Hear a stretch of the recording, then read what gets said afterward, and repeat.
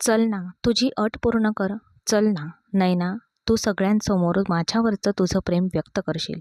तू संपूर्ण विद्यापीठासमोर सांगशील की तुझं माझ्यावर प्रेम आहे. तू माझ्याकडे लग्नासाठी याचना करशील आणि तू संपूर्ण विद्यापीठासमोर माझं चुंबनसुद्धा घेशील, तेही माझ्या ओठांवर. तुला ओठांवर चुंबन कसं घ्यायचं हे तर माहीत आहे ना? आपल्या भावना कशा व्यक्त करायच्या? त्याचा अत्यंत रागवलेला आणि कठोर स्वर नयनाला घाबरवत होता. प्लीज रोहन, असं बोलू नकोस. माझी माझी बदनामी होईल. माझी प्रतिष्ठा धुळीस मिळेल. प्लीज रोहन. विद्यापीठाच्या एका बंद वर्गात नैना हात जोडून रडत रडत रोहनसमोर विनवणी करत होती. रोहन म्हणाला, नैना, तुझ्यासाठी जो दुसरा पर्याय उरला आहे तो तर त्याहूनही भयानक आहे. मी जे काही करेन त्यानंतर तू कोणासमोरही उभी राहू शकणार नाहीस. त्याच्या डोळ्यात काय होतं माहीत नाही, पण नयनाच्या अश्रूंचा त्याच्यावर काहीच परिणाम झाला नाही. तिने हात जोडून विनवणी केली, देवा, माझी सगळ्यांसमोर याचना होईल. मला तुला कमी लेखायला लागेल. असं काही करू नकोस. ती रडत आणि विनवणी करत होती आणि तो तिच्याकडे पूर्णपणे निर्विकारपणे पाहत होता. तुझ्याकडे फक्त 10 मिनिटे आहेत नैना. तू युनिव्हर्सिटीच्या मध्यभागी उभी राहशील आणि सगळ्यांसमोर माझ्यावरचं प्रेम व्यक्त करशील आणि माझं चुंबन घेशील. नाहीतर पुढच्या परिस्थितीचं तुझं जे काही होईल सगळे तुझ्यावर थुंकतील. नयनाच्या डोळ्यातून गरम अश्रू वाहत होते. ती रडत म्हणाली, पहिल्या परिस्थितीतही नाचक्की आहेच, दुसऱ्या परिस्थितीतही आहे. मी तुझं असं काय वाईट केलं होतं रोहन, की तू मला अशी शिक्षा देतोयस? देवा, माझी इज्जत वाचव. तो उपहासाने हसला आणि म्हणाला, लक्षात ठेव नैना, मी तुझ्यासमोर असाच रडलो, अशीच विनवणी केली, पण तू माझं काय केलंस? तुला आठवतंय का? असं म्हणत त्याने आपले लाल संतप्त डोळे नैनाकडे रोखले, ज्यात फक्त द्वेष आणि आवेश होता. नैनाने आपली नजर खाली झुकवली आणि म्हणाली, तू स्वतःच म्हणालास की तुला काही फरक पडत नाही. आपण अजूनही मित्र आहोत. रोहन, प्रेम ही अशी गोष्ट नाही जी तू जबरदस्तीने मिळवू शकतोस. रोहन मध्येच म्हणाला, 5 मिनिटं संपली. नैना, फक्त 5 मिनिटं उरली आहेत. चल लवकर कर, तुझ्याकडे वेळ नाही. असं म्हणून त्याने नयनाचा मनगट पकडला आणि तिला विद्यापीठाच्या मध्यभागी असलेल्या बागेत नेले, जिथे अनेक विद्यार्थी बसलेले होते. काही जण त्यांचे असाइनमेंट करत होते, काही जण चर्चा करत होते आणि काहींच्या सत्र परीक्षा होणार होत्या. तिथे बरीच लगबग सुरू होती. रोहनने सर्वांचे लक्ष वेधून घेण्याचा प्रयत्न केला. तो म्हणाला, सर्व विद्यार्थ्यांनो, कृपया लक्ष द्या. त्याचे शब्द ऐकून सगळे रोहनकडे पाहू लागले. मग तो म्हणाला, नैनाला तुम्हा सर्वांसमोर मला काहीतरी सांगायचं आहे. नैनाचा जीवच गेला होता. रोहन तिला म्हणाला, चल नैना, सांग ना, तुला आता काय म्हणायचं आहे? बघ, सगळे ऐकत आहेत. तिच्या सर्व वर्गमित्रांनी तिच्या भोवती एक वर्तुळ तयार केले. बाकीच्या विद्यार्थ्यांनीही त्यांचेच अनुकरण केले. नैनाच्या डोळ्यात अश्रू दाटून आले होते आणि सर्वांकडे पाहून तिला धाप लागली. रोहनने तिला आग्रह केला, चल सुरुवात कर. नैनाने डोळे मिटले. तिच्याकडे दुसरा कोणताही पर्याय नव्हता. हा मार्गही अपमानाने भरलेला होता आणि त्याचे परिणाम काय होतील हे तिला माहीत होते. पण ती हतबल होती. संपूर्ण विद्यापीठासमोर ती रोहनला म्हणाली, रोहन, तू माझ्याशी लग्न करशील का? माझं तुझ्यावर प्रेम आहे. मी तुझ्याशिवाय जगूच शकत नाही. कृपया माझ्याशी लग्न कर. मला माझं प्रेम सर्वांसमोर सिद्ध करून दाखवायचं आहे. असं म्हणत थरथरत्या ओठांनी आणि मिटलेल्या डोळ्यांनी ती रोहनच्या दिशेने सरकली. तिचे ओठ रोहनच्या कठोर ओठांना स्पर्श करताच नयनाच्या संपूर्ण अस्तित्वातून लाज आणि तिरस्काराची एक लाट पसरली. तिला स्वतःच्याच ओठांच्या स्पर्शांचा तिरस्कार वाटत होता. प्रत्येक क्षण तिला अपमानाच्या गर्देत ढकलत होता, जिथे फक्त घुसमट आणि असहाय्यता होती. तिच्या मिटलेल्या पापण्यांमधून वाहणारे गरम अश्रू तिच्या सतसत विवेकबुद्धीचा आक्रोश व्यक्त करत होते, जी या जबरदस्तीच्या स्पर्शाने कलंकित झाली होती. दुसरीकडे रोहनला नयनाच्या ओठांचा कोमलपणा जाणवताच त्याचा सूड आणि वासना शिगेला पोहोचली. एकेकाळी ज्या कोमलतेची त्याला आस होती ती त्याला जाणवली, पण आता त्याला ती फक्त चिरडून टाकायची होती. त्याच्यासाठी हा स्पर्श प्रेम नव्हता, तर त्याच्या विजयाचा आणि नयनाच्या पराभवाचा एक क्रूर उत्सव होता. पण पुढच्या क्षणी रोहनने तिला जणू काही एखादी घाणेरडी वस्तू फेकून द्यावी तसे दूर ढकलले आणि ओरडला, पण मी तुझ्यावर प्रेम करत नाही. तुझ्यासारख्या निर्लज्ज मुलीवर, जी सर्वांसमोर अशी घृणास्पद कृत्य करते, मी कधीच प्रेम करू शकत नाही. मला तुझा तिरस्कार वाटतो नैना. असे म्हणून तो रागाने निघून गेला. सगळे नैनाची खिल्ली उडवू लागले. म्हणू लागले, किती निर्लज्ज मुलगी आहे ही. मुलांसोबत उघडपणे अशी कृत्य करते. ती काहीच बोलले नाही. बरेच जण तिचे चित्रीकरण करत होते, पण तिला आता स्वतःची पर्वा नव्हती. ती पटकन तिथून पळून गेली. कशीबशी घरी पोहोचली. थेट आपल्या खोलीत गेली आणि आतून दरवाजा बंद करून घेतला. ती सरळ बाथरूममध्ये धावत गेली. शॉवर चालू केला आणि कपड्यांसकट त्याच्या खाली उभी राहिली. पाण्याच्या जोरदार प्रवाहाखाली जणू त्या स्पर्शाला प्रत्येक माग मूस पुसून टाकण्याचा प्रयत्न करत असल्याप्रमाणे तिने निर्दयीपणे आपले ओठ घासायला सुरुवात केली.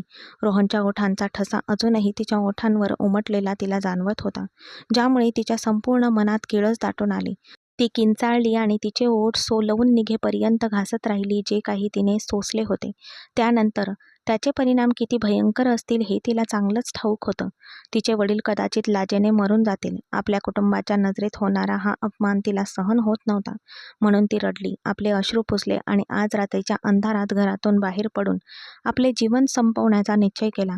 असे किळसवाणे आयुष्य जगणे टाळण्यासाठी मरणेच बरे. रोहन आपल्या सुडासाठी इतक्या खालच्या पातळीला जाईल आणि तिच्यासोबत इतका घृणास्पद डाव खेळेल याची तिने कधी कल्पना केली नव्हती. तिच्या लग्नाला फक्त 1 महिना उरला होता आणि विद्यापीठातील त्या किळसवाण्या दृश्याचा व्हिडिओ नक्कीच व्हायरल झाला असता. जर तो व्हिडिओ तिच्या होणाऱ्या नवऱ्यापर्यंत पोहोचला असता तर त्याने लग्न मोडले असते आणि तिचे वडील व कुटुंब, जे अत्यंत प्रतिष्ठित आणि सन्माननीय होते, ते जगाच्या टोमण्यांचे ओझे कधीही सहन करू शकले नसते. एका प्रतिष्ठित कुटुंबासाठी अशी बदनामी म्हणजे मृत्यूसमान होती. रोहनला फक्त तिचा अपमान करायचा होता. तिला सर्वांसमोर लिलावात विकायचे होते आणि तो आपल्या योजनेत यशस्वी झाला होता. पण नैना हा कलंक घेऊन एक क्षणही जगू शकत नव्हती. ती जेवणालाही हात लावत नव्हती. तिची आई दारावर सतत टकटक करत विचारत होती, नैना, तुला काय झालंय? तू युनिव्हर्सिटीतून परत आल्यापासून अन्नाचा एक घासही खाल्लेला नाहीस. ती आतून थरथरत्या आवाजात खोटं म्हणाली, आई, मला भूक नाहीये. माझ्या डोक्यात खूप दुखतंय. मला झोपायचं आहे. आई गेल्यावर तिची धाकटी बहीण राधिकाने तिच्यासाठी चहा बनवला आणि तिच्या शेजारी बसून गप्पा मारायला लागली. पण नैनाचं मन दुसरीकडेच भरकटलं होतं. तेवढ्यात राधिका अचानक म्हणाली, हो ना दीदी, तुला माहीत आहे का, आजकाल सोशल मीडियावर कोणत्या प्रकारचे हास्यास्पद व्हिडिओ व्हायरल होत आहेत. आजकालच्या मुली थोडीसुद्धा खबरदारी घेत नाहीत. हे ऐकून नैनाचा श्वासच थांबला. तिचा जीव थरथरू लागला. तिने राधिकाचा मोबाईल हिसकावून घेतला. पण राधिका वेगळाच व्हिडिओ बघत होती. नैनाला वाटलं की काही क्षणातच युनिव्हर्सिटीतील ती भयानक घटना प्रत्येक फोनच्या स्क्रीनवर दिसेल आणि तिची प्रतिष्ठा धुळीला मिळेल. ती कळवळून ओरडली, राधिका, कृपया निघून जा. माझं डोकं खूप दुखतंय. कृपया मला एकटं सोडा. राधिका निघून जाताना तिने दार बंद केले आणि ढसाढसा रडू लागली. ती निरागस असूनही आयुष्य तिला अशा एका धोकादायक वळणावर आणून ठेवेल याची तिने कल्पनाही केली नव्हती. रात्री बरोबर 12 वाजता संपूर्ण घरात शांतता पसरली. सगळे झोपले होते आणि राधिका जवळच्याच पलंगावर गाढ झोपेत होती. नैना हळूच उठली. स्वतःला एका काळ्या चादरीत गुंडाळले आणि हळूच पावले टाकत उंबरठा ओलांडला. रस्ते पूर्णपणे निर्मनुष्य आणि भयावह होते. आपली पावले कुठे जात आहेत याची खात्री नसताना ती वेड्यासारखी धावू लागली. मुख्य रस्त्यावर पोहोचल्यावर तिने एक ऑटो रिक्षा थांबवली. रात्री इतक्या उशिरा त्या हताश मुलीला एकटी पाहून ऑटो रिक्षा चालकाने तिच्याकडे विचित्र नजरेने पाहिले आणि म्हणाला, होय मॅडम, तुम्हाला कुठे जायचे आहे? नैना थरथरत्या ओठांनी म्हणाली, मला नदीवर किंवा मोठ्या पुलावर जायचं आहे. ऑटो ड्रायव्हरने भाडं सांगितलं आणि नैना आत बसली. ती वारंवार आपले अश्रू पुसत होती, कारण स्वतःच्या हातांनी आपलं आयुष्य संपवण्याचा निर्णय किती वेदनादायी आणि भयावह असतो. ऑटो ड्रायव्हर आरशात तिच्याकडेच बघत होता आणि नैना कधी आपला चेहरा चादरीने लपवत होती तर कधी आपले हुंदके दाबून ठेवत होती. जेव्हा ती पुलावर पोहोचली आणि उतरली तेव्हा ऑटो ड्रायव्हर तिथेच उभा होता. नैना म्हणाली, मी भाडं दिलंय, आता तुम्ही जाऊ शकता. ऑटो ड्रायव्हर सहानुभूतीने म्हणाला, काही हरकत नाही मुली, पण तू इतक्या रात्री या पुलावर एकटी काय करत आहेस? सगळं ठीक आहे ना? नैना किंचाळली, मी काय करते याची तुम्हाला काय पर्वा आहे? इथून चालते व्हा. ऑटो ड्रायव्हरने खांदे उचकवले आणि गाडी पुढे नेली. नैनाने डोळे मिटले, खोल पाण्याकडे पाहिले आणि जशी ती उडी मारणार होती तसा भूतकाळ तिच्या डोळ्यासमोर उभा राहिला. तो प्रसंग तिच्या डोळ्यासमोर तरळून गेला. तर पैज लागली. नैनाने रोहनचा हात आपल्या हातात घेत आत्मविश्वासाने म्हटले होते, हो, पैज लागली आहे. रोहनने तिच्या डोळ्यात डोळे घालून तिला ताकीद देत म्हटले होते, नैना, नीट विचार कर. पैज हरल्यावर तू तुझ्या शब्दांवरून फिरू शकत नाहीस. नैना, खुदकन हसली आणि म्हणाली, अरे नाही रोहन, माझा तुझ्यावर पूर्ण विश्वास आहे. तू माझी कधीच फसवणूक करू शकत नाहीस. नयनाचा रोहनवर आंधळा विश्वास होता. रोहन पुढे म्हणाला, सोपे आणि कठीण विसरून जा. फक्त मला सांग, जर मी तुला हा पेपर पास करून दिला किंवा पास होण्याइतके गुण मिळवून दिले, तर तू माझी पैस स्वीकारशील का? रोहनने आपली पैज अजून उघड केली नव्हती, पण नयनाने विचार न करता म्हटले होते, हो, मी 100% स्वीकारेन. रोहन तिला टोमणा मारत म्हणाला, माझा तुझ्यावर अजिबात विश्वास नाही नयना. नयना हसली, तुला काय झालंय रोहन? आपण गेल्या 3 वर्षांपासून एकत्र शिकत आहोत. मी कधी माझं वचन मोडलं आहे का? रोहनने तिच्यासमोर एक कोरा कागद ठेवला आणि म्हणाला, तरीही सुरक्षेसाठी इथे सही कर. मी पण सही करेन आणि त्यावर लिहीन की जर मी तुला पास केलं तर तू माझ्या सगळ्या अटी पूर्ण करण्यास बांधील असशील. नयनाने भुवया चढवून विचारले, आणि जर तू हरलास रोहन, माझी अट मान्य करशील का? सांग, तुला काय हवंय? नयनाने त्याच्या डोळ्यात डोळे घालून आव्हान दिले, तू विद्यापीठातील सर्व विद्यार्थ्यांसमोर माझी चप्पल काढशील, स्वतःच्या डोक्यावर मारून घेशील आणि ओरडशील, तू हरलास. सांग, चालेल का? नयनाने आपली अट सांगितली होती, पण रोहनने सुडाची योजना आखली आहे याची तिला कल्पना नव्हती. कोणते भयंकर वादळ घोंगावत होते आणि ते कोणता भयावह अट घालणार होता. त्याने क्षणभर तिच्या चेहऱ्याकडे पाहिले, मग थंडपणे म्हणाला, ठीक आहे. नयनाने अधीरतेने विचारले, आता मला तुझी अट सांग. पण एक कुटील हास्य करत तो म्हणाला, मी तुला तेही सांगेन, फक्त आधी सही कर. त्या दोघांनी कोऱ्या कागदावर सह्या केल्या. मनातून नयनाला खात्री होती की रोहन तिला परीक्षेत पास होण्यास कधीच मदत करणार नाही, कारण पेपर अभ्यासक्रमाबाहेरचा आणि अत्यंत अव्यवस्थित होता. पास होणे तर दूरच, तिला बरे गुण मिळतील की नाही अशी अपेक्षाही नव्हती. तिला वाटले होते की यावेळी तिचे कुटुंबीय तिला खूप ओरडतील, पण तिला त्याची पर्वा नव्हती, कारण तिचे लग्न आधीच ठरले होते. इंग्लंडमध्ये काम करणारा तिच्या वडिलांच्या मित्राचा मुलगा जयंत, तिने आधीच जयंतच्या नावाची अंगठी घातली होती. जयंत एका महिन्यात भारतात परत येणार होता आणि मग तिचं त्याच्याशी लग्न होणार होतं. नयना अविचलित होती. निकाल चांगला लागला नाही तर काही फरक पडणार नव्हता. एका महिन्यात तिचं लग्न होणारच होतं आणि ती नवीन आयुष्य सुरू करणार होते. पण त्या निरागस मुलीला कल्पना नव्हती की नियती तिच्यासोबत कोणता क्रूर खेळ खेळणार होती आणि रोहनच्या मनात द्वेषाचं कोणतं विषारी वादळ साठत होतं. जेव्हा निकाल लागला तेव्हा नयनाला तिच्या डोळ्यांवर आणि कानांवर विश्वासच बसला नाही. ती सर्व विषयांमध्ये उत्तीर्ण झाली होती आणि ज्या पेपरची तिला सर्वात जास्त भीती वाटत होती त्यात तिला सर्वोत्तम गुण मिळाले होते. नयनाने रोहनकडे पाहिले. ती धक्का आणि आश्चर्याने स्तब्ध झाली होती आणि तो एक विचित्र रहस्यमय हास्य करत होता. रोहन कोणती अट घालणार आहे याची नयनाला पर्वा नव्हती. तिला फक्त पास झाल्याचा आणि तेही चांगल्या गुणांनी पास झाल्याचा प्रचंड आनंद झाला होता. क्लास संपताच ती रोहनकडे गेली आणि उद्गारली, सांग, मी तुला काय खाऊ घालू आणि सांग, तू हा चमत्कार कसा केलास? रोहन थंडपणे म्हणाला, मला तुझ्याकडून काहीही खायचं नाही. मग त्याच्या डोळ्यात द्वेषाची एक चमक दिसली. नयना, तुला आठवतंय का? तू मला वचन दिलं होतंस की तू माझी अट स्वीकारशील. नयना तिच्याच सुरात किलबिलाट करत म्हणाली, हो हो, नक्कीच. साहजिकच, तू खाण्यापिण्याचीच अट घालशील. सांग, तू काय खाणार? रोहनने तिच्या डोळ्यात डोळे घालून म्हटले, संपूर्ण विद्यापीठासमोर तू माझ्या ओठांवर चुंबन घ्यावंस, माझी अशी इच्छा आहे. हे ऐकून नयनाच्या पायाखालची जमीन सरकली. आधी तर तिला त्याच्या बोलण्यावर विश्वास बसला नाही, मग तिला संताप अनावर झाला. रागाने थरथर कापत ती ओरडली, रोहन, तुझं डोकं फिरलंय का? तू शुद्धीवर आहेस की नाही? माझ्याबद्दल इतकं किळसवाणं आणि मूर्खपणाची गोष्ट बोलण्याची तुझी हिंमतच झाली कशी? रोहनने तिचा हात पिळवटला आणि कठोर आणि धमकीवजा आवाजात म्हणाला, माझ्याशी शांतपणे बोल. मी हा माज आणि राग सहन करणार नाही. तू काय म्हणालीस की जर मी तुला पास करून दिलं तर तू माझ्या सगळ्या अटी मान्य करशील? नयनाने तिरस्काराने हात झटकला आणि किंचाळली, मी तुझी ही हलकट कोणत्याही परिस्थितीत स्वीकारणार नाही. मला वाटलं नव्हतं की तू इतका नीच आणि तिरस्करणीय माणूस निघशील. जा इथून. मी तुझी अट पूर्ण करणार नाही. जर तुला मला नापास करायचं असेल तर करून टाक. नयना रागाने वर्गातून बाहेर पडणार इतक्यातच रोहनने तिला जबरदस्तीने पकडून स्वतःसमोर उभं केले आणि खिशातून एक कागद काढून तिच्या चेहऱ्यावर फेकला. बाहेर जाण्यापूर्वी हे वाच. तो कागद नयनाच्या चेहऱ्यावर लागून जमिनीवर पडला. थरथरत्या हातांनी ती खाली वाकली आणि तिने तो कागद उचलला. तिला धक्काच बसला. ते एक विवाह प्रमाणपत्र होते ज्यावर नैना आणि रोहन दोघांच्याही सह्या होत्या. रोहन निर्दयीपणे हसला आणि म्हणाला, जर तू विद्यापीठातील सर्व विद्यार्थ्यांसमोर मी सांगतोय ते बोलली नाहीस तर बरोबर 1 महिन्याने लग्नाच्या दिवशी मी हे विवाह प्रमाणपत्र तुझ्या भावी पतीला देईन. तू माझी पत्नी आहेस, त्यामुळे घटस्फोटाशिवाय तू दुसरं लग्न करू शकणार नाहीस. नैनाचा श्वास फुलला. रडत रडत ती थरथरत्या आवाजात म्हणाली, तू मला फसवून त्या कागदावर सही करायला लावले.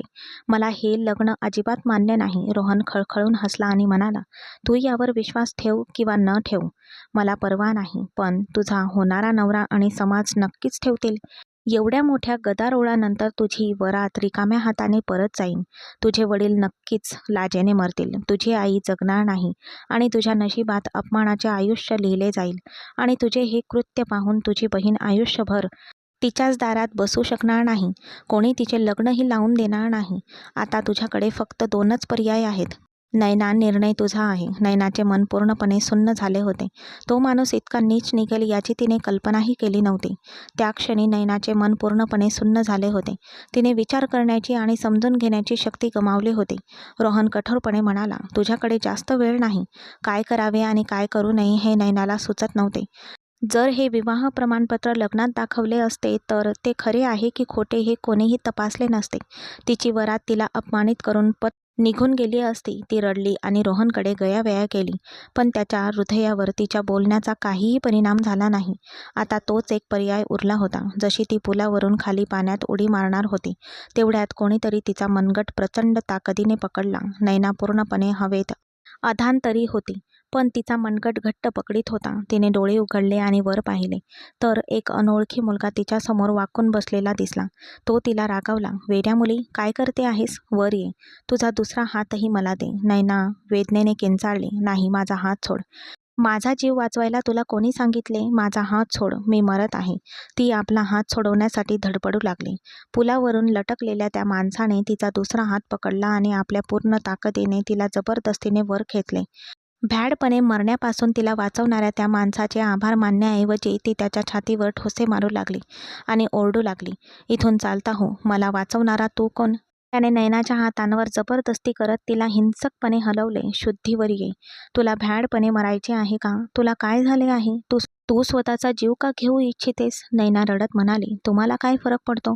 जर मला जगायचे नसेल तर मला जगायचे नाही. तो मुलगा, जो सुमारे 26 किंवा 27 वर्षाचा असावा, गंभीरपणे म्हणाला, बघ, मला माहीत नाही का तुला काय झाले आहे किंवा तू स्वतःचा जीव का घेऊ इच्छितेस.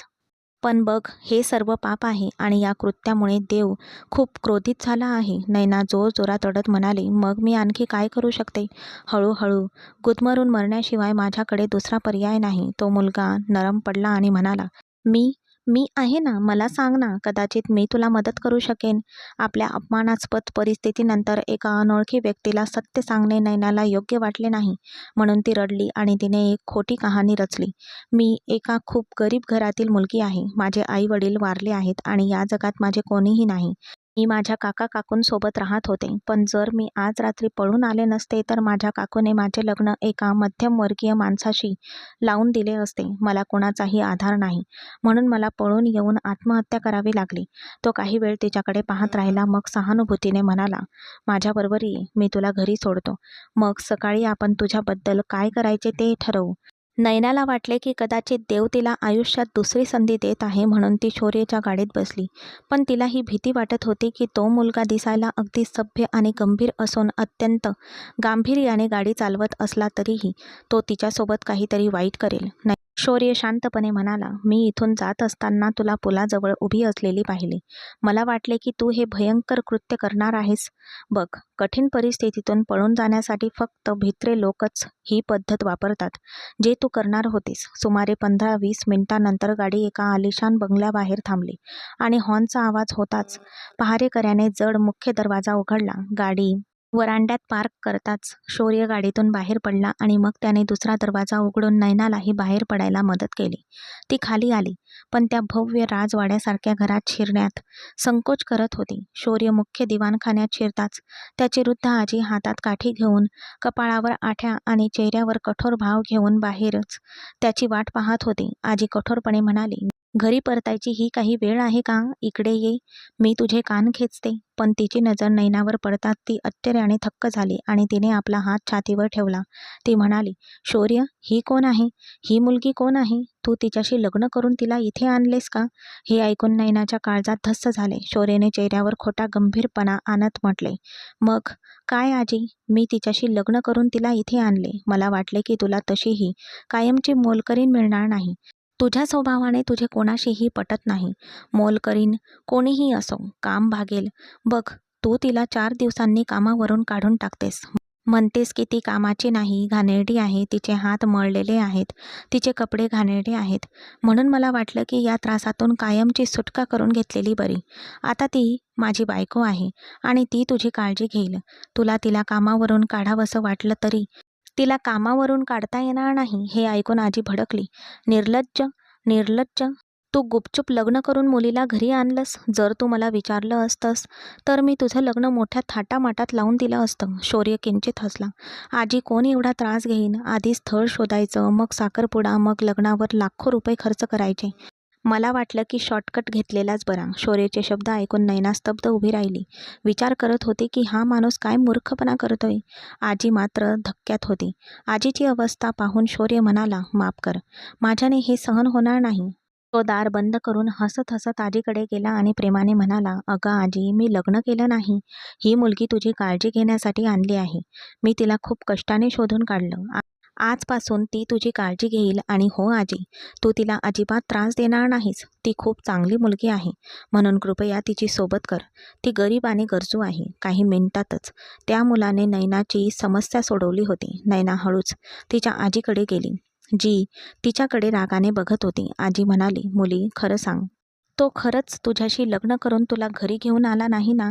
नैनाने लगेच नकारार्थी मान हलवली. शौर्य रागाने म्हणाला, आजी, तुला माझ्यावर अजिबात विश्वास नाही का? आजी स्पष्टपणे म्हणाली, नाही. तू काहीही कर, माझा तुझ्यावर कणभरही विश्वास नाही. तू काहीही करू शकतोस. मग ती नैनाला डोक्यापासून पायापर्यंत तपासू लागली. ती मुलगी अजिबात मोलकरणीसारखी दिसत नव्हती.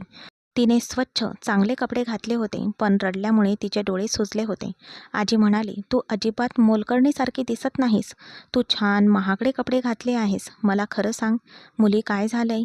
तुमचं दोघांचं खरंच लग्न झालंय का? बघ, माझा अशा पळून जाऊन लग्न करण्याला तीव्र विरोध आहे. नैना थरथरत म्हणाली, नाही आजी, तो माझ्यासाठी काहीही नाही. आमचं लग्न झालेलं नाही. मी फक्त घरातून पळून आले. मग नैनाने शौर्याच्या आजीलाही तीच खोटी कहाणी सांगितली जी तिने शौर्याला सांगितली होती. अखेर तिची आजी बरीच धूर्त आणि हुशार बाई होती. ती म्हणाली, ठीक आहे, बघ, तुला माझ्यासाठी सगळं स्वतःच करावं लागेल. तू स्वच्छ मुलगी आहेस, म्हणूनच मी तुला ठेवत आहे. तू माझ्या खोलीत राहशील. तू तिथेच झोपशील. शौर्य मध्येच म्हणाला, आजी, एवढं मोठं घर आहे, किमान तिला एक खोली तर तू देऊच शकतेस.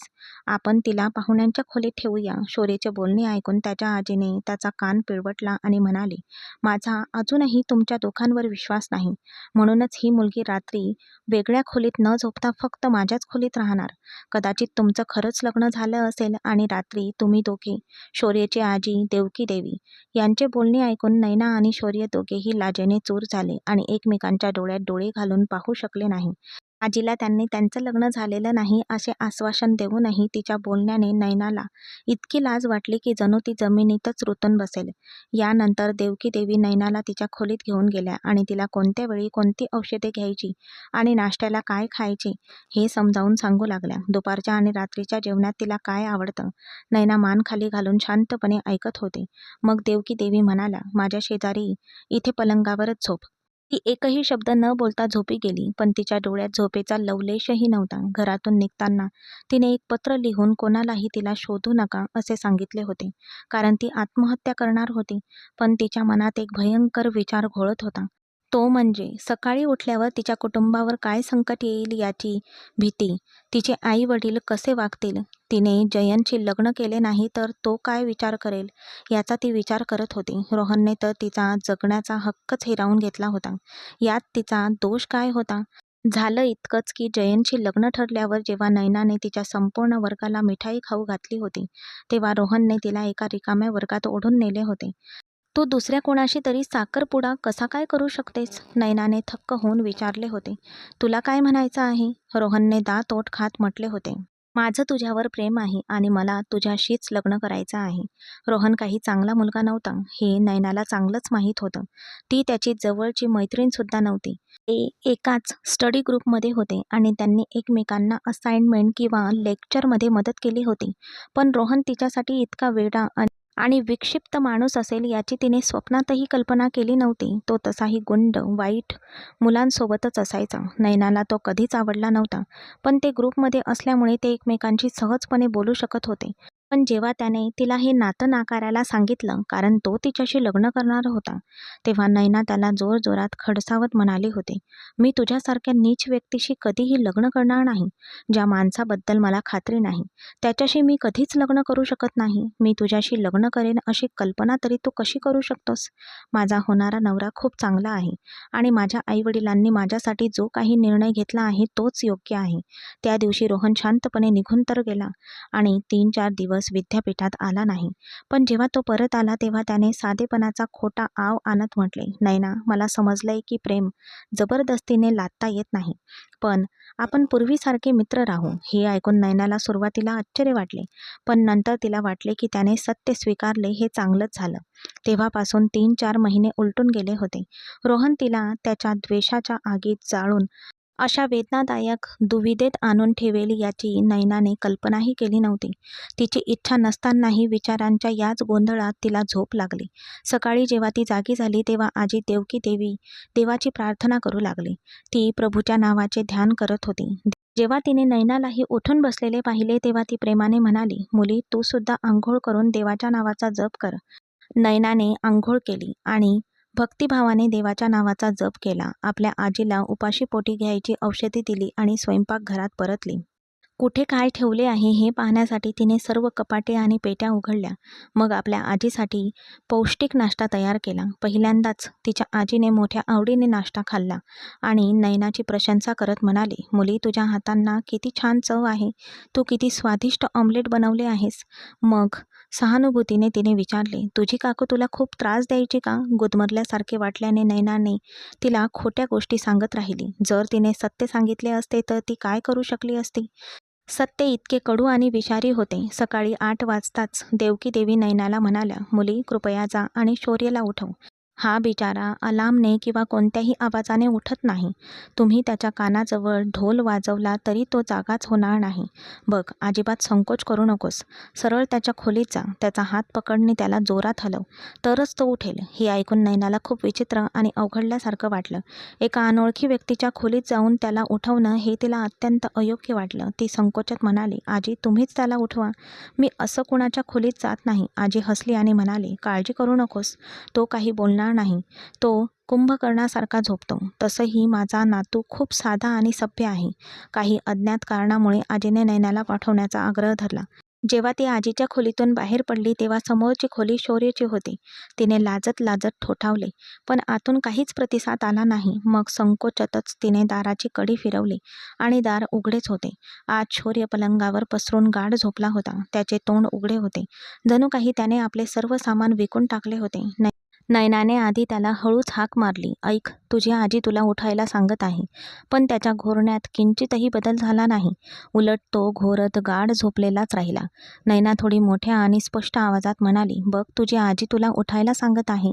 पण तरी तो हलला नाही. नयनाने संकोचातच त्याचा हात पकडला आणि त्याला जोरात हलवले. पण घाबरून उठण्याऐवजी त्याने आपले डोळे किंचित मिटले आणि झोपेतच म्हणाला, "आजी, काय झाले यार? मला झोपू दे." शौर्यचे डोळे पूर्णपणे उघडताच तो धक्क्याने उठून बसला. त्याच्यासमोर त्याची आजी नव्हे तर नयना उभी होती. त्याच्या आजीने 100 वेळा सांगितले असते तरी तो इतक्या लवकर उठला नसता. तो अडखळत म्हणाला, "तू तू माझ्या खोलीत?" नयनाला खूप लाज वाटली. जणू काही तिच्याकडून मोठी चूक झाली होती. तिने आपली नजर खाली झुकवली आणि म्हणाली, "तुझ्या आजीने मला तुला उठवायला सांगितले होते. मी तुला नम्रपणे हाक मारली, पण तू उठला नाहीस. मला तुझा हात हातात घेऊन तुला हलवावे लागले." शौर्यने स्वतःला सावरत म्हटले, "ठीक आहे, मी उठतो. खूप खूप धन्यवाद." लाजल्यामुळे नैना खोलीतून बाहेर गेली. तिने शौर्यसाठी नाश्ताही व्यवस्थित तयार केला होता. नाश्ता करताना शौर्यची नजर अधूनमधून नैनाच्या चेहऱ्यावर रेंगाळत होती. तो आता खूप शांत आणि समाधानी दिसत होता. जेव्हा नैना देवकी देवी म्हणजेच आजीला चहा देऊ लागली तेव्हा आजी अचानक हलली आणि गरम चहाचे काही थेंब तिच्या हातांवर पडले. नैना दचकली आणि क्षणभरही न थांबता तिने आपल्या ओढणीच्या टोकाने प्रेमाने आजीचा हात पुसायला सुरुवात केली. हे पाहून शौर्यला खात्री पटली की ही मुलगी त्याच्या आजीची खऱ्या नातीप्रमाणेच काळजी घेईल.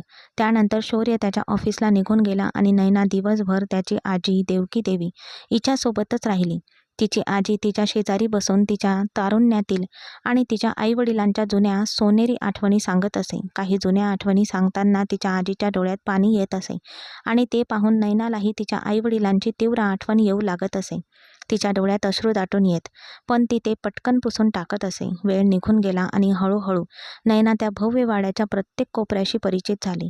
दुसरीकडे देवकी देवीजींचीही पूर्ण खात्री पटली होती की ही मुलगी खरंच घरात फक्त देखभाल करण्यासाठीच आली होती आणि तिचे त्यांच्या नातवाशी असे कोणतेही अनैतिक संबंध नव्हते. म्हणून त्यांनी दया दाखवून नैनासाठी पाहुण्यांच्या खोलीचा दरवाजा उघडला. ही पहिलीच वेळ होती जेव्हा तिला एक वेगळी आणि व्यवस्थित खोली मिळाली होती, जिथे तिच्या मापाचे सुंदर कपडे आधीच व्यवस्थित मांडून ठेवलेले होते. पलंगावर पडताच तिच्या डोळ्यात अश्रू दाटून आले. मागे फिरून घरी पाहावे असे तिला वारंवार वाटत होते, पण तिने स्वतःच्या हातांनी परतण्याचे सर्व दरवाजे बंद केले होते. आत्तापर्यंत तो भयानक व्हिडिओ इंटरनेटवर कुणास ठाऊक कुठे पोहोचला असेल आणि तिचे साधे भोळे आई वडील. तिने एक दीर्घ श्वास घेतला आणि विचार केला, नाही, त्यांच्या नजरेत मी मेलेली आहे आणि कदाचित हे सर्वांच्या हिताचेच आहे. ती तिच्या खोलीत आराम करण्यासाठी नुकतीच आडवी झाली होती. तेवढ्यात ढगांच्या गडगडाटाने तिला जाग आली. ती घाबरून उठून बसली. खिडकीतून मंद वारा आत येत होता तर बाहेर हलके वादळ घोंघावत होते आणि विजांच्या कडकडाटासह मुसळधार पाऊस कोसळत होता. नैना पटकन अंथरुणातून उठली. या कडक उन्हाळ्यात हा पाऊस तिच्या तहानलेल्या आत्म्यासाठी निसर्गाचा एक आशीर्वादच होता. मातीच्या गोड आणि मनमोहक सुगंधाने नैनाच्या खिन्न हृदयाला पाझर फुटला. आपला दुपट्टा अंथरुणावर टाकून ती थरथरत पावसाच्या थेंबांमध्ये न्हावत निघून लॉनमध्ये गेली.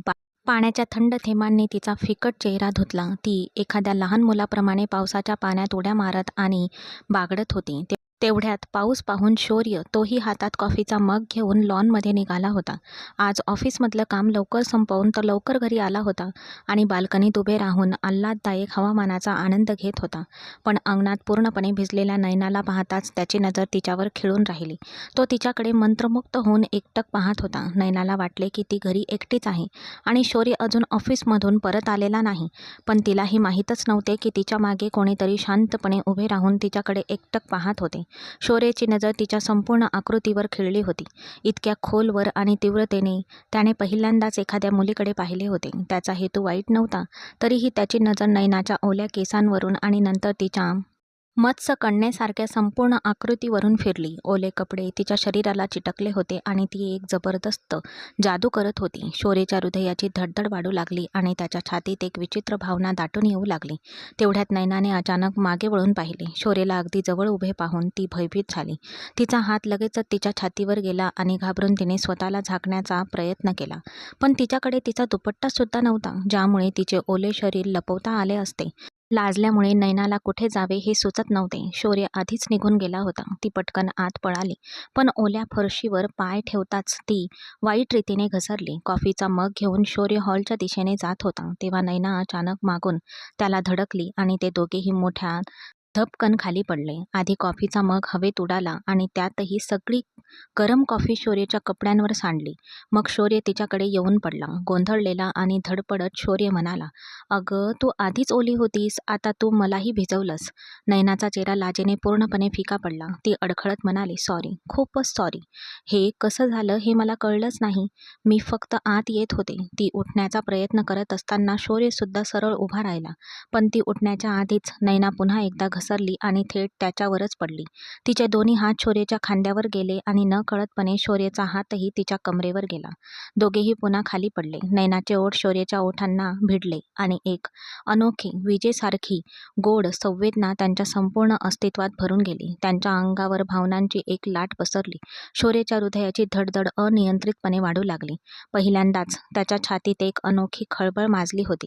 त्या ओल्या निरागस नयनाची जवळीक आणि तिच्या ओठांच्या स्पर्शाने शौर्याचे हृदय वेगाने वितळले. या अचानक आलेल्या जागृतीने तो घाबरला होता. त्यामुळे स्वतःला सावरण्याचा त्याने व्यर्थ प्रयत्न केला. आपल्या हृदयाची बदलती अवस्था आणि हृदयाच्या ठोक्यांचा आवाज लपवण्यासाठी त्याने चेहऱ्यावर कडक भाव आणत स्वतःला नयनापासून जबरदस्तीने दूर केले आणि तो लगेच उठून उभा राहिला. आपली अस्वस्थता आणि मनात दाटून आलेले वादळ लपवण्यासाठी तो मुद्दाम नयनाशी भांडू लागला. "तू हे काय करत आहेस? हे सगळं काय चाललंय? मी तुला आजीची काळजी घ्यायला इथे आणलंय आणि तू तू हे सगळं करतेस? बघ, तू माझे सगळे कपडे खराब केलेस आणि माझी कॉफी सांडलीस." नयनाला थोडी लाज वाटली, पण मग तिने नजर खाली करून म्हटले, "तुलाही लाज वाटायला हवी. जेव्हा एक मुलगी पावसात मजा करत होती, तिची काही दुःख विसरली होती, तेव्हा तिच्याकडे चोरून बघण्याचा तुला काय अधिकार होता? जणू काही तू आयुष्यात कधी मुलगी पाहिलीच नव्हतीस." तिने हातांनी स्वतःला झाकून घेतले आणि लगेच आपल्या खोलीत पळून गेली. शौर्य रागाने पुटपुटायला लागला, "मी तसा मुलगा नाही. तुला काय वाटलं तू कुठून तरी आलेली परी आहेस? मी तुझ्यापेक्षा सुंदर मुली पाहिल्या आहेत. तुला कळतंय का? तुला काय वाटतंय की मी इतका भोळा आहे की तुला या अवस्थेत पाहून वितळून जाईन?" तो एकदम बोलून गेला. हे सर्व बोलून तो त्याच्या खोलीत गेला. त्यानंतर नयना त्याच्यापासून लपत राहिली आणि लाजत राहिली. त्या रात्री आजी देवकी देवींचे पाय दाबल्यानंतर नयना तिच्या खोलीत जाऊन झोपली होती आणि शौर्यसुद्धा त्याच्या खोलीत गेला होता. पण जसा त्याने डोळे मिटले तसे नयनाचे ओले, सुंदर आणि मनमोहक रूप त्याच्या डोळ्यासमोर चमकत राहिले. त्याने यापूर्वी कधीही एखाद्या स्त्रीकडे अशा नजरेने पाहिले नव्हते. पण तिला पाहिल्यानंतर नयनाकडे जाऊन तिची माफी मागण्याची तीव्र इच्छा त्याच्या मनात झाली. शेवटी चूक त्याचीच होती. रात्रीचे 11:15 वाजले होते, पण त्याने आपला सर्व संकोच बाजूला सारला आणि तो उठून नयनाच्या खोलीच्या दिशेने चालू लागला. त्याने दारावर हलकेच टकटक करण्याचा प्रयत्न केला, पण ते आधीच थोडे उघडे होते. जेव्हा तो आत शिरला तेव्हा त्याने पाहिले की नयना ब्लँकेट गुंडाळून गाढ झोपेत होती. तो हळूच घसा साफ करत आत आला आणि नयना दचकून जागी झाली आणि घाबरून म्हणाली, "कोण आहे? माझ्या खोलीत कोण आहे?" शौर्य शांतपणे म्हणाला, "शांत हो, मी शौर्य आहे." आपल्या खोलीत एका अनोळखी व्यक्तीला पाहून तिला थोडी भीती वाटली. ती पटकन पलंगावरून उठली आणि तिने दिवा लावला. तिला इतकी अस्वस्थ पाहून शौर्य तिला धीर देत म्हटला, "शांत हो नयना, तू इतकी का अस्वस्थ आहेस? मी फक्त माफी मागायला आलो होतो. मी पावसाचा आनंद घेण्यासाठी बाहेर आलो होतो, पण तुला बाहेर पाहून हे सगळं घडलं. मी कदाचित इतकी टोकाची प्रतिक्रिया द्यायला नको होती." तो स्वतःचा बचाव करण्याचा प्रयत्न करत होता आणि नयना डोळे विस्फाटून त्याच्याकडे पाहत राहिली. झोपेने जड झालेल्या डोळ्यांनी तिने घड्याळाकडे पाहिले. 12 वाजायला आले होते. वेळ पाहून ती म्हणाली, "मला वाटतं तू चुकीच्या वेळी माफी मागत आहेस. तू आलास, मध्यरात्र झाली आहेस आणि जर तुझ्या आजीला कळलं की तू आता माझ्या खोलीत आहेस तर तुला माहीत आहे काय होईल? तू सकाळी देखील माफी मागू शकला असतास." ती असंच बोलत होती तेवढ्यात दार जोरात उघडलं. जाड भिंगांचा चष्मा घालून आणि काठीचा आधार घेत गंभीर चेहऱ्याने आजी देवकी देवी खोलीत शिरल्या. शौर्य थक्क झाला, पण पण नयनाचा श्वासही थांबला होता. आजीने त्या दोघांकडे संशयाने पाहिले आणि म्हणाल्या, "शौर्य, तू आता या मुलीच्या खोलीत काय करतोयस?" "म्हणजे माझा संशय खरा ठरला. तुमच्या दोघांमध्ये नक्कीच काहीतरी शिजतंय. तू विचार केला असशील, आजीचा काय उपयोग आणि तिला काय कळतंय? ती म्हातारी आहे, कधी ना कधी मरणारच. म्हणूनच तू घर सोडून या मुलीशी इतक्या घाईने लग्न केलंस. तू मला सांगायला हवं होतंस. मी सुद्धा तुझ्या लग्नाला आले असते. माझ्या नातवाचं लग्न बघण्याची मी कितीतरी स्वप्न पाहिली होती, पण तू सगळं उद्ध्वस्त केलंस. मी मेल्यावर वर जाऊन तुझ्या वडिलांकडे तुझ्याबद्दल नक्की तक्रार करेन." आजी देवकी देवी त्यांच्या मनात येईल ते बोलतच राहिल्या आणि शौर्य डोके धरून बसला. तो हताशपणे म्हणाला, "अहो आजी, जरा थांबा. तुम्ही काय बोलताय? मी फक्त एका महत्त्वाच्या गोष्टीवर चर्चा करायला आलो होतो." नयनासुद्धा खूप काळजीत होती. तिला कळत नव्हते की तिचा नेमका काय गैरसमज होतोय. "मी तुम्हाला कसं पटवून देऊ की तसं काही नाहीये." शौर्यने एक मोठा सुस्कारा सोडला आणि देवकी देवी पुन्हा कठोरपणे म्हणाल्या, "मुली, माझ्यासोबत खोलीत चल. मला नाही वाटत की तुझा हेतू चांगला आहे." त्यांनी नयनाचा हात धरला आणि तिला त्यांच्या खोलीत नेले आणि नयनाने हताशपणे एक सुस्कारा सोडला. हळूहळू वेळ निघून गेला आणि आजी देवकी देवी त्या मुलीला आपली सून मानू लागल्या. त्यांच्या मनात खोलवर इच्छा होती की आपल्या नातवाचे लग्न या सुसंस्कृत मुलीशी व्हावे, कारण त्यांना यापेक्षा चांगली मुलगी मिळाली नसती. दरम्यान आपल्या आजीला नयनाची आपल्या स्वतःच्या नातवाप्रमाणे काळजी घेताना पाहून शौर्यसुद्धा नयनाच्या प्रेमात पडू लागला. त्याच्या मनात तिच्याबद्दल प्रचंड प्रेम निर्माण झाले आणि त्याला तिच्याशी लग्न करून तिला आपली वधू बनवायचे होते. एके संध्याकाळी जेव्हा तो ऑफिसमधून परत आला तेव्हा नयना स्वयंपाकघरात पकोडे तळत होती. थोड्या वेळाने ती त्याच्यासाठी गरमागरम पकोडे आणि चहा घेऊन परत आली. तिने ते सर्वांना वाढले, स्वतः जेवायला बसली आणि मग आपली पुस्तके घेऊन वाचायला आपल्या खोलीत परत गेली. शौर्य हसून म्हणाला, आजी, तुला या मुलीबद्दल खात्री नाही आहे का? ती तुला कशी वाटते? देवकी देवी हसून म्हणाल्या, ती खूप छान, सुसंस्कृत आणि सभ्य मुलगी वाटते. माझ्या हातात असतं तर मी आजच तुमचं लग्न तिच्याशी लावून दिलं असतं. मग कृपया ते करून टाका. कशाची वाट बघताय? खरं तर मलाही ही मुलगी आवडू लागली आहे आणि मला तिला तुमची सून बनवायचं आहे, तो संकोचन म्हणाला. आणि आजी हसून म्हणाल्या, हो बाळा, हे सत्य मी तुझ्या डोळ्यात आधीच पाहिलं आहे. जेव्हा तू या मुलीला घरात आणलंयस तेव्हा तुझ्या डोळ्यात तिच्याबद्दलचं प्रेम आणि आपुलकी मी पाहिली. त्याने लाजून आपलं डोकं आजीच्या मांडीवर ठेवलं आणि आजीने त्याच्या डोक्यावर प्रेमाने थोपटून त्याचे केस कुरवाळायला सुरुवात केली. तिने विचारलं, मी या मुलीशी लग्नाबद्दल बोलू की तू स्वतःच बोलशील? शौर्य म्हणाला, नाही आजी, मी स्वतःच तिच्याशी बोलेन. उत्तर काय असेल हे मला माहीत नाही. दुसऱ्या दिवशी सकाळी जेव्हा तो उठला तेव्हा नयना नाश्ता बनवण्यासाठी स्वयंपाकघरात गेली होती. तो तिच्या मागोमाग स्वयंपाकघरात गेला. त्याने नयनाचा हात धरण्याचा प्रयत्न केला पण नयना संकोचली. सांग, काय झालंय? तू आता स्वयंपाकघरात काय करतोयस? कोणताही देखावा न करता शौर्यने थेट नयनाच्या डोळ्यात पाहिले आणि म्हणाला, बघ नयना, आपण ज्या परिस्थितीत भेटलो ती वेगळी आहे, पण आता माझं तुझ्यावर जीवापाड प्रेम जडलं आहे आणि आजीचंही तुझ्यावर खूप प्रेम आहे. म्हणूनच मला वाटतं की आपण लग्नाच्या पवित्र बंधनात अडकलं पाहिजे. तू माझ्याशी लग्न करून या घराची सून म्हणून राहशील का? हे ऐकून नयनाचा चेहरा पूर्णपणे फिका पडला. आतून कदाचित तिलाही तेच वाटत असावं, पण पुढच्या क्षणी रोहनचे विचार तिच्या मनात चमकून गेले. ते भयानक, विषारी शब्द तिच्या मनात घुमत होते. ती रोहनच्या खोट्या विवाह प्रमाणपत्रात अडकली होती आणि विद्यापीठात तिच्यासोबत जे काही घडलं होतं त्याचं सत्य शौर्यला कसं तरी कळलं तर ती लगेचच घाबरली आणि रडू लागली. जर मला माहीत असतं की तू मला या हेतूने घरी आणलं आहेस आणि नंतर माझं आयुष्य असह्य करणार आहेस, की तू माझ्याकडे असं एकटक पाहशील, मध्यरात्री माझ्या खोलीत येशील आणि मग मला कोणीतरी सामान्य मुलगी समजून लग्नाची मागणी घालशील, मी तुझ्या घरी कधीच आले नसते. ठीक आहे, मी आत्ताच्या आत्ता हे घर सोडून जात आहे. तिच्या रडण्याने शौर्य खूप घाबरला. त्याने हात जोडून म्हटले, नाही, तू असा विचार का करत आहेस? मी तुला कोणतंही पाप करायला सांगत नाहीये. मी तुला सगळ्या रीतिरिवाजानुसार माझ्याशी लग्न करायला सांगत आहे. काय अडचण आहे? तुझं दुसऱ्या कोणावर प्रेम आहे का? जर तुझ्या आयुष्यात दुसरं कोणीच नसेल तर तू मला का नाकारत आहेस? मी देखणा नाही का? मी सुंदर नाही का? मी तुझ्या स्वप्नांचा राजकुमार सारखा नाही का? त्याने तिच्याकडे अत्यंत निरागसपणे आणि ओढीने पाहिले आणि डोळ्यात पाणी दाटून आलेल्या नयनाने मान हलवली आणि म्हणाली, मला याबद्दल बोलायचं नाहीये, प्लीज. शौर्य निशब्द झाला. पण एक विचार काट्यासारखा त्याच्या मनात रोतून बसला. ही निरागस मुलगी तिच्या हृदयात असं कोणतं भयंकर रहस्य लपवून ठेवत आहे जे ती आपल्या सर्वांपासून लपवत आहे. दुसरीकडे तिची इच्छा नसतानाही शौर्याचे निरपेक्ष प्रेम पाहून नयनाच्या मनातही शौर्यासाठी एक खूप खास आणि खोल स्थान निर्माण होऊ लागले. तिचेही शौर्यावर अढळ प्रेम होते. तिला ते जाणवू लागले होते. जेव्हा कधी शौर्य त्याच्या आजीसाठी काही आणायचा तेव्हा तो तेच नयनासाठीही प्रेमाने आणायचा आणि जर तो कुठे बाहेर गेला तर तो तिलाही सोबत येण्यासाठी जबरदस्ती करायचा. एका क्षणासाठी नयनाला वाटलं की तिने सर्वांना तिच्या भूतकाळाबद्दल सांगावे, रोहनच्या घृणास्पद कृत्यामागील आणि कटामागील सत्य उघड करावे. पण शौर्य रागावेल आणि तिला घरातून हाकलून देईल या भीतीने ती गप्प राहिली. एका संध्याकाळी तिने थोडे धैर्य गोळा केले आणि ठरवले की शौर्याशी नाही तर ती नक्कीच तिची आजी देवकी देवी यांच्याशी याबद्दल बोलेन. ती तिच्याकडे स्वतःच्या नातीप्रमाणे प्रेम करायची. जेव्हा ती देवकी देवीच्या खोलीत गेली तेव्हा त्या गाढ झोपलेल्या होत्या. ती बाहेर येताच समोरच्या दिवाणखान्यात शौर्य त्याच्या फोनवर एक व्हिडिओ पाहत होता. तेव्हा नयनाला तिच्या भूतकाळातील तो भयानक आवाज ऐकू आला. अगदी तोच आवाज जेव्हा रोहनने तिच्या जवळ जाण्यासाठी तिची फसवणूक केली तेव्हा तोच वाद निर्माण झाला. एका महिन्यानंतर एका कॉलेजच्या मुलाने तो वादग्रस्त व्हिडिओ व्हायरल केला आणि तो सर्वत्र ट्रेंड होत होता.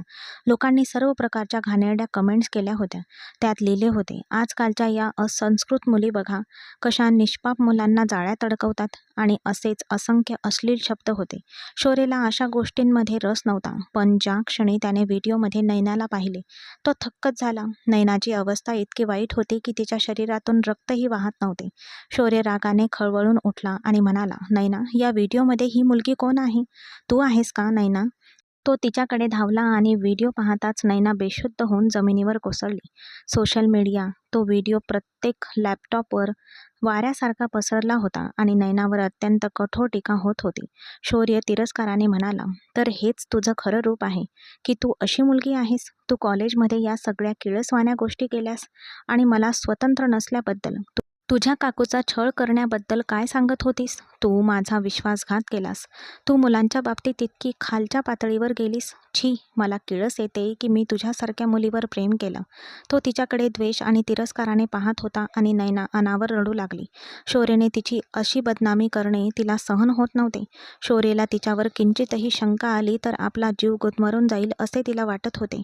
तिने दोन्ही हात चेहऱ्यावर ठेवून हुंदके देत म्हटले, नाही, कृपया.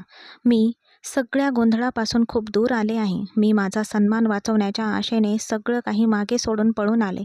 पण मला काय माहीत होतं की हा भूतकाळ माझा कधीच पिच्छा सोडणार नाही. शौर्य कठोरपणे म्हणाला, मी तुझ्या कोणत्याही मूर्खपणावर आता विश्वास ठेवणार नाही. पण ती रडत म्हणाली, कृपया माझं ऐका. मी तुम्हाला संपूर्ण सत्य सांगेन. संपूर्ण जग माझ्या विरोधात गेलं तरी मला पर्वा नाही. पण मी तुमच्या संशयात आणि द्वेषात जगू शकणार नाही. शौर्यने खिन्न मनाने तिच्याकडे पाहिले.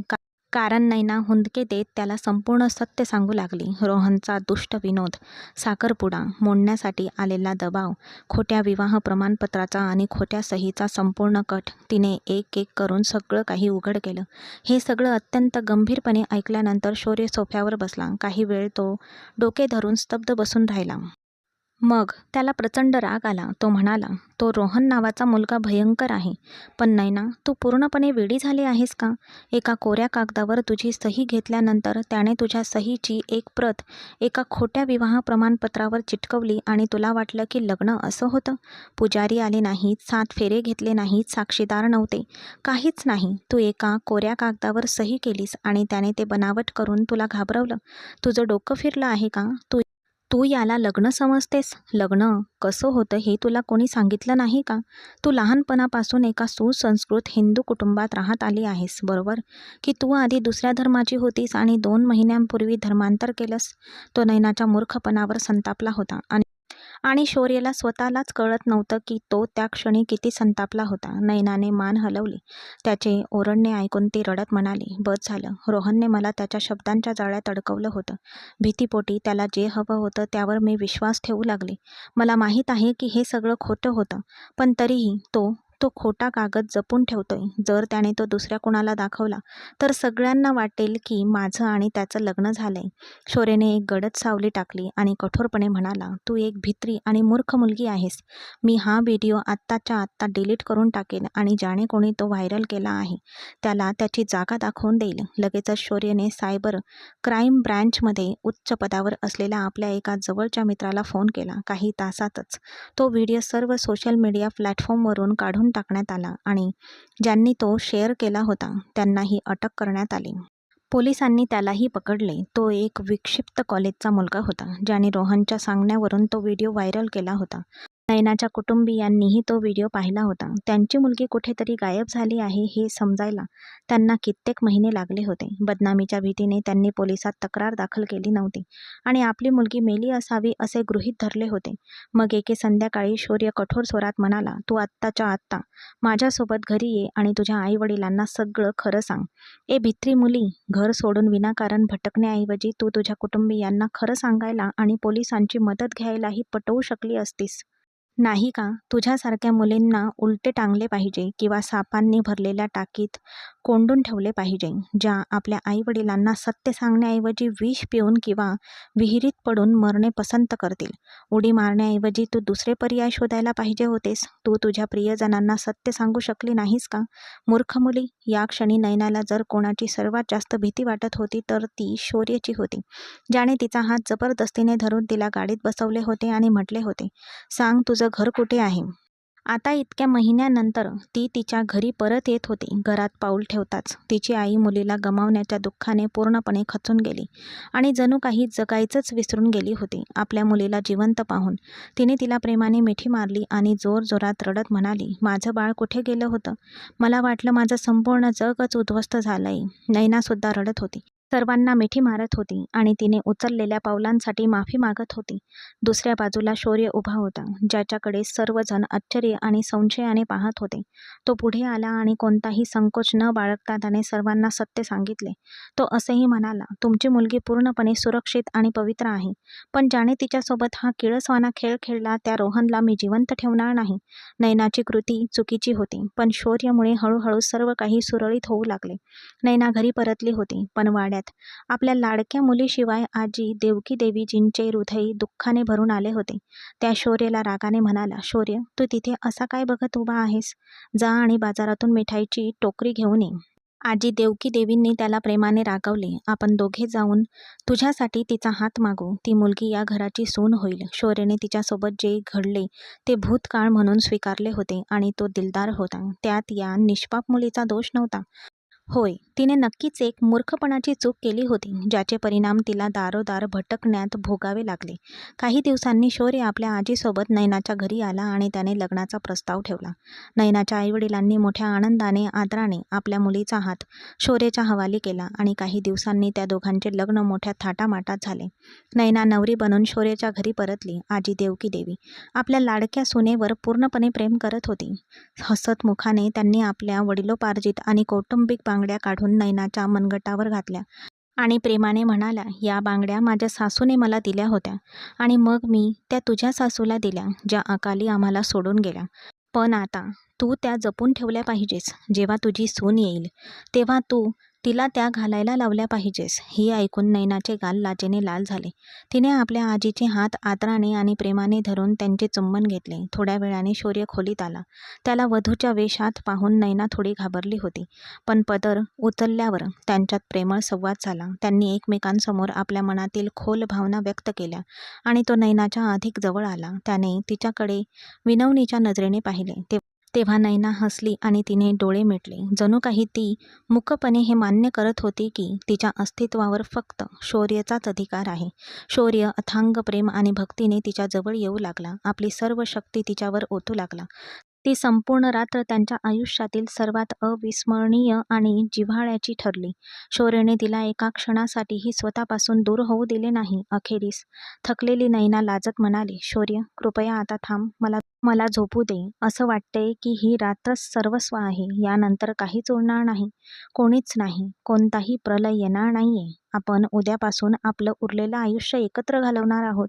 पण शौर्यने आपला चेहरा तिच्या केसात लपवत तिला जवळ ओढले आणि म्हणाला, "मी काय करू? मला तुझ्यापासून एका क्षणासाठीही दूर राहावंसं वाटत नाही." पुन्हा एकदा तो तिच्या खूप जवळ आला होता आणि नैना त्याच्या मिठीत विरघळून गेली. दरम्यान या सगळ्या गोंधळामागे असलेला रोहन याने आधीच नैनाचे आयुष्य उद्ध्वस्त करण्याचा प्रयत्न केला होता, पण आता तो इतर मुलींनाही ब्लॅकमेल करत होता. एके संध्याकाळी त्याने एका निष्पाप मुलीला धमकावत आणि आमिष दाखवत म्हटले, "येऊन मला माझ्या फार्म हाऊसवर भेट. जर तू आली नाहीस तर मी तुझे फोटो आणि व्हिडिओ एडिट करून इंटरनेटवर व्हायरल करीन. हे पाहून तुझे आई वडील गुदमरून मरतील." घाबरलेली मुलगी रडत रडत त्याच्या फार्म हाऊसकडे निघाली, पण वाटेत रोहनचा शेवट भयंकर झाला. एक भीषण अपघात. त्याची भर धाव वेगाने जाणारी कार एका मोठ्या ट्रकवर आदळली. कार पूर्णपणे चक्काचूर झाली होती आणि पुढचा भाग इतका वाकला होता की रोहनचे दोन्ही पाय अक्षरशः तुटून वेगळे झाले. तो वेदनेने किंचाळला. ढिगाऱ्याखाली तासनतास तळमळत होता. जेव्हा ट्रकचे तुकडे कापून त्याला बाहेर काढण्यात आले तेव्हा त्याचे पाय पूर्णपणे तुटले होते. तो वाचला, पण त्याचे दोन्ही पाय पूर्णपणे निकामी झाले होते. फक्त त्याचे धड शिल्लक राहिले होते, जे व्हीलचेअरमधून घरी आणण्यात आले. आपल्या एकुलत्या एक मुलाची ही भीषण अवस्था पाहून त्याची आई पूर्णपणे खचून गेली. ती जोरजोरात रडली आणि धक्क्यानेच तिचा मृत्यू झाला. रोहन ओरडला, "मला विषाचे इंजेक्शन द्या, मला मारून टाका. मला या नरकात जगायचे नाही." त्याचे अनेक कॉलेजमधील वर्गमित्र ते रोहनला भेटायला आले, पण त्याची अवस्था पाहून सगळेच हादरले. अत्यंत वेदनेने व्याकुळ झालेल्या रोहनने आपली शेवटची इच्छा व्यक्त केली, नयनाची माफी मागणे. त्याचे वडील त्याला त्याच दयनीय अवस्थेत व्हीलचेअरवर बसवून घरी घेऊन आले, जिथे तो हात जोडून रडू लागला आणि माफी मागू लागला. त्याची ती भयंकर अवस्था पाहून नयना भयभीत झाली. तिला रोहनकडे पाहणेही सहन होत नव्हते. जड अंतकरणाने ती म्हणाली, "देवाने तुला तुझ्या पापांची शिक्षा दिली आहे.